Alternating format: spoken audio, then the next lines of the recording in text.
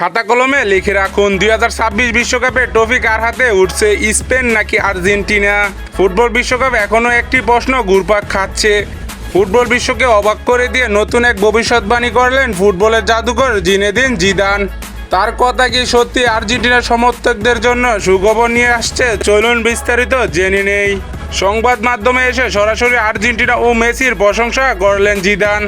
ফুটবলে এমন প্রতিভা খুবই কমই আসে যায়, একই ম্যাচের মোড় ঘুরিয়ে দিতে পারে।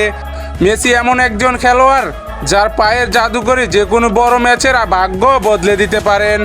তার অভিজ্ঞতা এবং জয়ের মানসিকতা আর্জেন্টিনাকে অন্য যে কোনো দল থেকে এক ধাপ এগিয়ে রেখেছেন।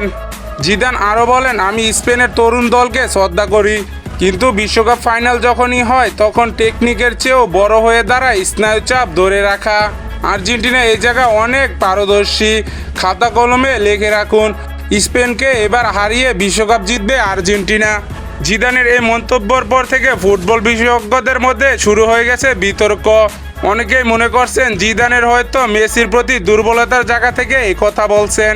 আবার অনেকে ভাবছেন বর্তমান আর্জেন্টিনা দলের যেভাবে ডিফেন্স এবং অ্যাটাকিং, তাতে জিদানের এই ভবিষ্যৎবাণী ভুলে হওয়ার সুযোগই কম।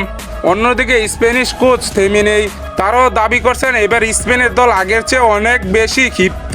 তবু জিদানের মতো একজন কিংবদন্তির এমন দৃঢ় মন্তব্যের আর্জেন্টিনার ড্রেসিং রুমে আত্মবিশ্বাসও বহুগুণে বাড়িয়ে দিয়েছে, তাই বলা বাহুল্য।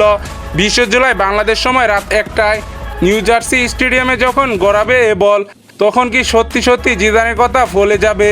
মেসির হাতে কি উঠবে টানা দ্বিতীয় বিশ্বকাপ, নাকি তরুণ স্প্যানিশ দল সব উল্টোপাল্টে করে দিয়ে ইতিহাস গড়বে? আপনার মনে কি হয়?